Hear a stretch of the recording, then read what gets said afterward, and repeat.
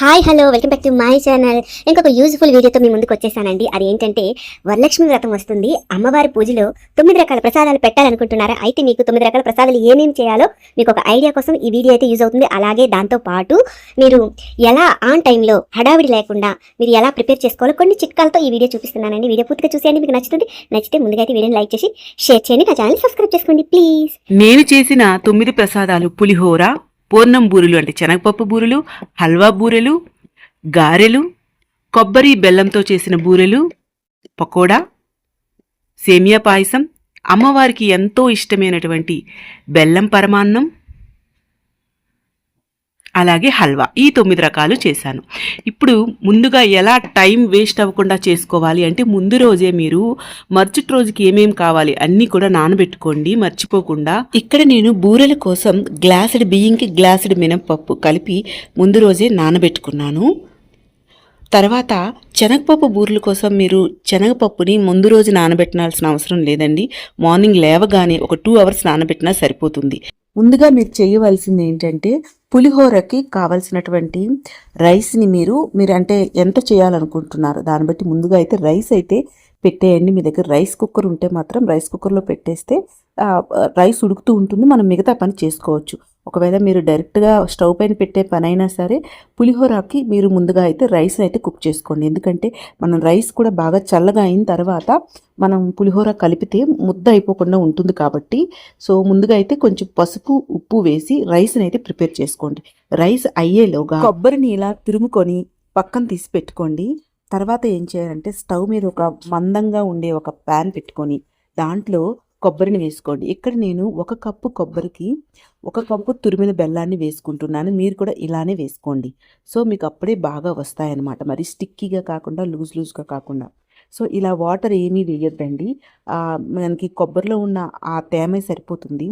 వాటిని బాగా లో ఫ్లేమ్లో పెట్టుకొని ఇలా కలుపుతూనే ఉండండి. సో మీకు ఏంటంటే అప్పుడు దాంట్లో బెల్లం అనేది కొంచెం పాకంలాగా దిగి మీకు రెండు కూడా ఉండలు చుట్టుకోవడానికి వీలుగా రెడీ అయిపోతాయి. సో మీరు ఇలా కలుపుతూనే ఉండాలండి, అక్కడే కలుపుతూనే ఉండి తర్వాత దాంట్లోకి అవి కొంచెం దగ్గరగా అయ్యాయి అనేటప్పుడు దాంట్లోకి కొంచెం ఇలాచి, అలాగే ఇక్కడ ఇంకొక విషయం అండి, ఇలాచీని ముందుగానే మీరు నాలా కాకుండా ముందుగానే మీరు ముందు రోజే వీలైతే మొత్తం పౌడర్ చేసి పెట్టుకోండి. మనం ఎందుకంటే అన్నిట్లో యూజ్ చేస్తాం కాబట్టి.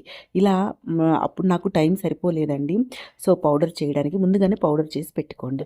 సో ఇలా పౌడర్ చేసుకున్న దాన్ని కొంచెం వేసుకొని కొంచెం నెయ్యి వేసుకొని బాగా కలుపుకోవాలి. సో ఎప్పటి వరకు అంటే ఒకసారి చెక్ చేయండి, మీరు చేయితో ఇలా చెక్ చేస్తే ఉండ కట్టడానికి వీలుగా అవుతుందా లేదా అన్నంత వరకు మీరు దాన్ని కుక్ చేసుకోవాలి. ఉండ కడుతుంది అన్నప్పుడు స్టవ్ ఆఫ్ చేసేసి పక్కన తీసి పెట్టేయండి. ఇది ఇలా ఒకవైపు ప్రిపేర్ చేస్తున్నప్పుడు రెండో వైపు మీరు లేవగానే వాటర్ వేస్తుంటారు కాబట్టి పప్పు ఆల్రెడీ 2 అవర్స్ నానిపోయి ఉంటుంది.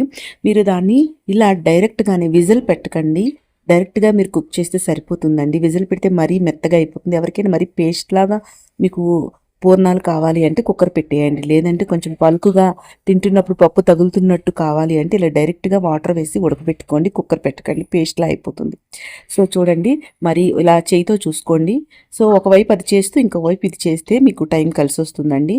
చూసుకోండి, బాగా పప్పు ఉడికినంత వరకు ఉడకబెట్టుకోండి. వన్స్ మీకు పప్పు ఉడికింది అనుకుంటే పప్పును తీసి మీరు ఏంటంటే వాటర్ అంతటిని కూడా డ్రైన్ చేసేయాలి. ఇలా ఈలోగా అది చల్లారేలోగా స్టవ్ పైన ఒక ప్యాన్ పెట్టుకొని మనకి పులిహోరకి కావాల్సిన ఒక పౌడర్ ఇప్పుడు తయారు చేసుకుందామండి. స్టవ్ పైన ప్యాన్ పెట్టుకొని దాంట్లోకి కొంచెం శనగపప్పు వేసుకోండి. అన్నీ కూడా డ్రై రోస్ట్ చేసుకోవాలి పౌడర్ కోసం. సో శనగపప్పు వేసుకొని డ్రై రోస్ట్ చేసుకోవాలి. అక్కడే ఉండండి, కలుపుతూ ఉండండి, తొందరగా మీకు శనగపప్పు అనేది ఫ్రై అయిపోతుంది అనమాట. సో శనగపప్పు ఫ్రై అయ్యాక తీసేసి అంటే ఒక్కొక్కటి చేసుకోండి, ఎందుకంటే అన్నీ ఒకేలాగా ఫ్రై అవ్వవు కాబట్టి. సో శనగపప్పు ఫ్రై అయిపోయాక పక్కన తీసి వేరే ప్లేట్లో వేసుకోండి, పొడిగా ఉన్న ప్లేట్లో వేసుకోండి. తర్వాత దాంట్లోకి ధనియాలు కూడా వేసి వాటిని బాగా ఫ్రై చేసుకోండి. అవి కూడా ఫ్రై అయ్యాక అన్ని ప్లేట్లో తీసి వేసుకోండి. కొంచెం ఫ్రై అయ్యి అన్నాక కొంచెం దాంట్లోకి జీలకర్ర వేసుకోండి. జీలకర్ర కూడా కొంచెం ఎక్కువగానే వేసుకోవాలి. అంటే దీన్ని ఇక్కడ నేను క్వాంటిటీస్ ఏం చెప్పట్లేదు, ఎందుకంటే మీరు ఎంత పులిహోర చేసుకుంటున్నారు దాన్ని బట్టి ఇవి కొంచెం ఎక్కువగా తక్కువగా ఉంటాయన్నమాట. అందుకని నేను పర్టికులర్గా ఇంతే క్వాంటిటీ అని నేను మీకు చూపించట్లేదు, ఆ మాత్రం తెలుస్తుంది కాబట్టి. సో ఇలా ఈ రెండు కూడా ఫ్రై అయ్యాక తీసి పక్కన పెట్టుకోండి. తర్వాత కొంచెం లవంగాలు, దాల్చిన చెక్క, కొంచెం ఎండుమిరపకాయలు అలా వేసి వాటిని ఫ్రై చేసుకోండి. తర్వాత దాంట్లోకి కొంచెం నువ్వులు కొంచెం ఎక్కువగానే వేసుకోండి. నువ్వుల ఫ్లేవర్ చాలా బాగుంటుంది, టేస్ట్గా ఉంటుంది మనకి పులిహోర అనేది. అవి కూడా చిటిపెట్టలాడాక అన్నీ ఇలా ఒక ప్లేట్లో వేసుకొని వాటిని చల్లారనివ్వండి. తర్వాత మనకి చింతపండు కూడా నానబెట్టుకోండి. మీకు చింతపండు పులిహోరకు కావాల్సిన చింతపండు కూడా నానబెట్టుకొని ఉంచుకోండి. తర్వాత స్టవ్ పైన ఒక ప్యాన్ పెట్టుకొని దాంట్లోకి కొంచెం వాటర్ వేసుకొని అవి బాగా హీట్ ఎక్కాక ఇక్కడ మీకు ఇంకొక టిప్ చెప్తున్నానండి. మనకు తొందరగా వంట అయిపోవాలి అనుకుంటే ఇక్కడ హల్వాకి మీరు నూక తీసుకునే నూక మీరు మార్కెట్లో కొనేటప్పుడే ఫ్రైడ్ రవ్వ ఉంటుందండి. అంటే ఆల్రెడీ ఫ్రై చేసిన రవ్వ తీసుకోండి. మనకు కొంచెం టైం కలిసి వస్తుంది అనమాట. మళ్ళీ పచ్చి రవ్వ ఉంటే మనకి మళ్ళీ ఆ రోజు వేడి చేసుకోవాలంటే ఆ రోజు మనం ఎందుకంటే పూజ ముందు రోజు అన్నీ సర్దుకొని పెట్టుకోలేము. ఆ రోజు స్నానం చేసి ఇంట్లో పూజ చేసుకొని స్టార్ట్ చేయాలి కాబట్టి మీరు ఫ్రైడ్ రోస్టెడ్ రవ్వ ఉంటుందండి, ఆ రవ్వని తెచ్చిపెట్టుకోండి. అలాగే సేమియా చేసేటప్పుడు కూడా రోస్టెడ్ సేమియా ఉంటుంది, ఆ రెండింటి కూడా రోస్టెడ్ తీసుకోండి, మీకు టైం కలిసి వస్తుంది. నేను కూడా అలానే చేశాను. సో ఇక్కడైతే నేను ఆ 3/4 కేజీ నూకకి 3/4 కేజీ పంచదార యూస్ చేశానండి. సో ఇక్కడ నాకు యాక్చువల్గా ఏంటంటే నాకు నాకు తెలియలేదు, అందుకని నాకు గిన్నె చిన్నది అయిపోయింది. ఇక్కడ నాకు ప్రాబ్లం ఏంటంటే పూజకని నాకు గిన్నెలన్నీ వేరేగా ఉంటాయన్నమాట. సో అందుకని గిన్నెలు మళ్ళీ ఒక దాంట్లో ఒకటి చేంజ్ చేసినట్టు కూడా మీరు పెట్టుకోకండి. కొన్ని గిన్నెలు ఎక్కువగా ఉంటేనే మనకు కూడా అక్కడ తొందరగా పని అవుతుంది. ఇది కూడా గుర్తుపెట్టుకోండి. మీరు ఎక్కువ వంటలు చేసేటప్పుడు దానికి సరిపడా గిన్నెలు కూడా ముందు రోజే మీరు దీనికి ఇది అని పెట్టి ఉంచుకోండి. అలా అయితేనే మీకు వంట తొందరగా అవుతుంది. అప్పటికప్పుడంటే మీరు ఏంటంటే తొందరగా అవ్వాలి అని దాంట్లో మీకు భయం వచ్చేస్తుంది అనమాట, టెన్షన్ వచ్చేస్తుంది. సో అందుకని గిన్నెలన్నీ ముందు రోజే దేనికి ఏది అని ఒక ఐడియా చేసి పెట్టుకోండి. సో అప్పుడు మీకు టెన్షన్ ఉండదు అనమాట. సో హల్వాకి ఏంటంటే మీరు ఎంత నూక తీసుకుంటే అంత పంచదార తీసుకోండి, టేస్ట్ భలే వస్తుందండి, ఎక్కువ తక్కువ అవ్వదనమాట. సో ఇక్కడ నేను 3/4 కేజీ నూకకి 3/4 కేజీ పంచదార తీసుకున్నాను. కొంచెం నెయ్యి ఇలాచీ వేసానండి. ఇక్కడ మీరు నెమ్మదిగా కలిపేటప్పుడు నెమ్మదిగా ఉండలు కట్టకుండా కలుపుకోవాలి. హల్వా చాలా టేస్ట్గా వస్తుంది. తర్వాత ఈలోగా మనకి శనగపప్పు చల్లగా అయిపోయి ఉంటుంది కదా, సో దాన్ని ఇక్కడ టూ విధంగా మీరు చేసుకోవచ్చు అండి. ఏంటంటే ఎయిదర్ మిక్సీ చేసుకోవచ్చు, మళ్ళీ పేస్ట్లా కావాలి ముద్దుగా అంటే, లేదంటే ఇలా పప్పు గుత్తి తీసుకొని కొంచెం టైం టేకింగ్ అండి ఇది. పప్పు గుత్తి తీసుకొని మీకు కచ్చాపచ్చగా కావాలనుకుంటే ఒక్కసారి మిక్సీ తిప్పుకున్నా సరిపోతుంది, లేదా పప్పు గుత్తి తీసుకుని ఇలా చేసుకోండి. మీకు ఇంకా టైం కలిసి రావాలి అంటే మిక్సీ జార్లో వేసి ఒక్కసారి చేసేయండి, సరిపోతుంది. ఇలా చేసి దాన్ని రెడీ చేసి పక్కన తీసి పెట్టుకోండి. ఈలోగా మనకి స్టవ్ 2 పక్కల ఖాళీగా ఉంది కాబట్టి చింతపండు నానేసాం కదా, చింతపండు మొత్తం ఇలా జ్యూస్ చేసుకొని దాంట్లోకి కొంచెం పచ్చిమిరపకాయలు కొంచెం ఎక్కువగానే వేసుకోండి. కారంగా ఉంటే మనకి పులిహోర అనేది టేస్ట్గా ఉంటుంది కాబట్టి కొంచెం పచ్చిమిరపకాయలు ఇలా నిలువుగా కట్ చేసి వేసుకోండి. తర్వాత దాంట్లోకి ఒక 2 స్పూన్స్ ఉప్పు వేశాను నేను. సో మనం ప్రసాదాలు టేస్ట్ చేయం కాబట్టి నేను ఇక్కడ చెప్తున్నాను. 2 స్పూన్స్ ఉప్పు వేశానండి. సో 2 స్పూన్స్ ఉప్పు వేసి దాంట్లోకి ఒకవైపు స్టవ్ పైకి పెట్టేశాను, కొంచెం పసుపు కూడా వేశాను, స్టవ్ పైన పెట్టేశాను. ఇంకొక వైపు కూడా ఖాళీ ఉంటుంది కాబట్టి కుక్కర్ పెట్టుకొని దాంట్లో నేనేంటంటే పూర్ణం బూర్లకి కావాల్సినవి రెడీ చేసుకున్నాను. నేను ఇక్కడ శనగపప్పు కూడా ఒక గ్లాస్ తీసుకున్నానండి నేను నానబెట్టేటప్పుడు, కాబట్టి అదే గ్లాస్తో 1 గ్లాసు బెల్లం తీసుకున్నాను. సో ఎక్కడికో బూర్లికి మీరు చక్కగా రావాలి అనుకుంటే శనగపప్పు ఎంత తీసుకుంటున్నారు అంతే బెల్లం కూడా తీసుకోండి. 1 కప్పు 1 గ్లాసు బెల్లం తీసుకొని దాంట్లోకి 1/2 గ్లాస్ నీరు వేశాను. సో గుర్తుపెట్టుకోండి, నీట్గా వస్తాయండి, ఎందుకంటే చాలామందికి బూర్లు రావు కాబట్టి. తర్వాత దాంట్లో కొంచెం కొబ్బరి యాడ్ చేశానండి, తినేటప్పుడు టేస్ట్గా ఉంటాయి. సో ఆ రెండు కూడా మరీ పాకం కాకుండా అని మరీ నీరులా కాకుండా ఇలా తీసుకోవాలి. సో అయినా అయ్యాక దాంట్లోకి మనం ఆల్రెడీ పేస్ట్లా చేసాం కదండి పప్పుని, దాన్ని యాడ్ చేసుకోవాలి. కొంచెం ఇలాచి కూడా వేసుకున్నాను, కొంచెం నెయ్యి కూడా వేసుకున్నానండి. ఇవన్నీ వేసుకున్నాక మనం పేస్ట్ చేసుకున్న పప్పుని దీంట్లోకి, శనగపప్పుని దీంట్లో వేసుకొని మొత్తం కలుపుకోవాలి.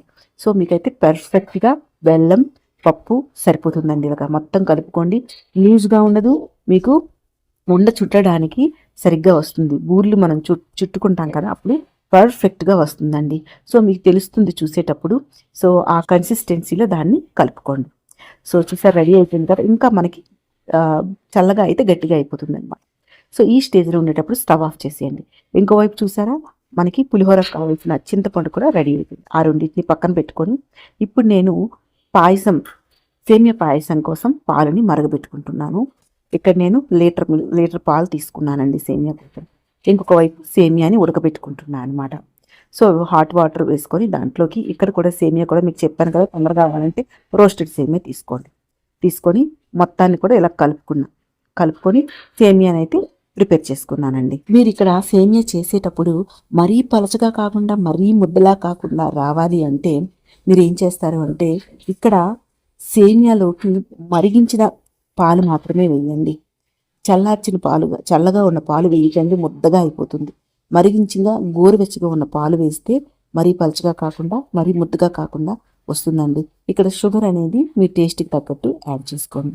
ఇప్పుడు మిగతా పాలలో ఒక 1/2 లీటర్ పాలు దాంట్లో వేసాను. ఇంకొక 1/2 లీటర్ పాలలో నేను బెల్లం పరిమాణం చేసుకుంటున్నా. నేను బెల్లం పరిమాణం చేసేటప్పుడు అస్సలు వాటర్ వేయనండి, ఒట్టి పాలతోనే చేస్తా. అయితే ఇక్కడ మీరు చేయాల్సింది ఏంటి అంటే పాలు కొంచెం ఎక్కువగానే తీసుకొని దాంట్లోకి నేను పిడికిటి బియ్యమే వేసానండి.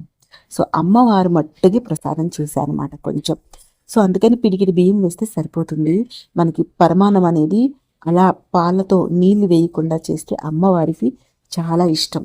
అందుకని నీళ్లు కలపకుండా వేసానండి. నేను పాయసం చేసుకున్నా.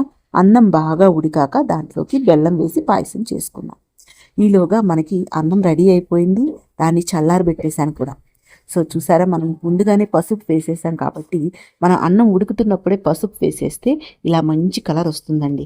సో అలా మీరు ఒక పెద్ద పళ్ళెం తీసుకొని దాంట్లోన చల్లారబెట్టుకోండి. సో చల్లారబెట్టడం వల్ల మీకు మెత్తగా అయిపోదన్నమాట. తర్వాత దాంట్లోకి ఇలా మీరు చేసుకున్న మసాలా రెడీ చేసి పెట్టుకున్నారు కదా, దాన్ని మిక్సీ చేసుకోండి, పౌడర్ చేసుకోండి. ఆ పౌడరు చింతపండు అన్నీ వేసుకోండి, కానీ కలపకండి. అన్నీ ఒకేసారి కలుపుకుందాం. ఎందుకంటే మాటికి మీరు పులిహోర కలిపితే ఏమవుతుందంటే అన్నం మెత్తగా అయిపోతుంది. అన్నీ వేసాక ఒకేసారి కలుపుకోవాలి. ఈలోగా నేనేం చేశానంటే మిగతా రెడీ అయ్యేలోగా బూర్లన్నీ ఒకేసారి కూర్చొని చుట్టేసుకున్నాను అనమాట. సో నాకు అన్ని బూర్లు రెడీ అయిపోయావని అన్నీ ఒకేసారి కూర్చొని చుట్టేసుకున్నా.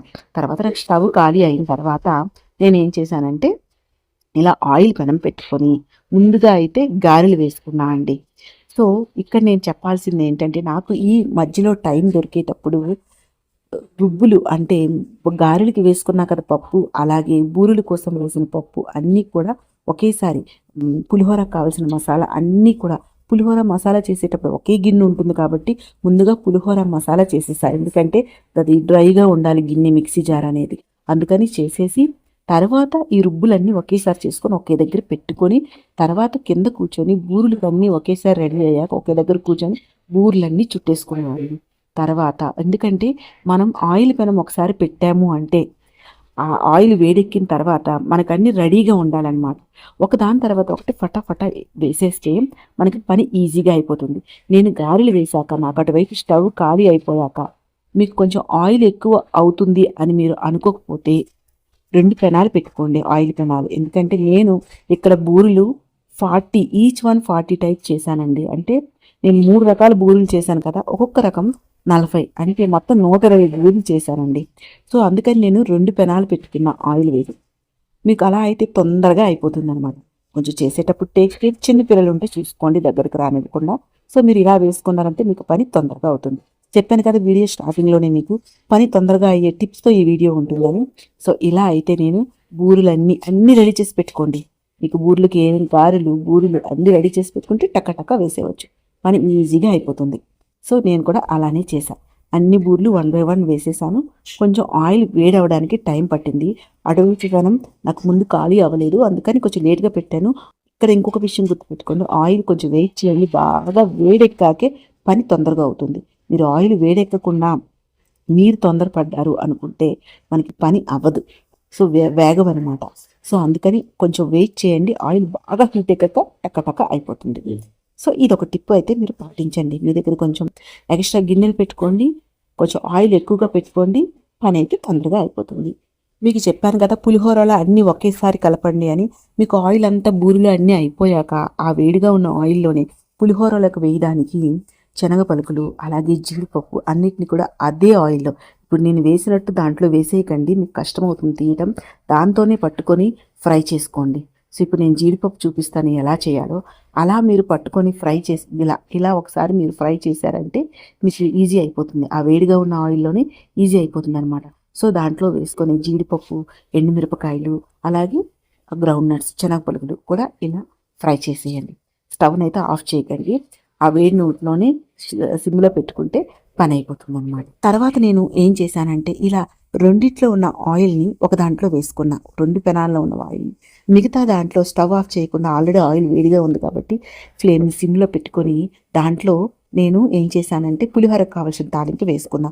పులిహోరకి నేను కొంచెం ఎక్కువగా చేశాను కాబట్టి ఆయిల్ కూడా పులిహోరకి మీరు ఎప్పుడైనా ఎక్కువ ఆయిల్ పడుతుందండి, అప్పుడే టేస్ట్గా ఉంటుంది.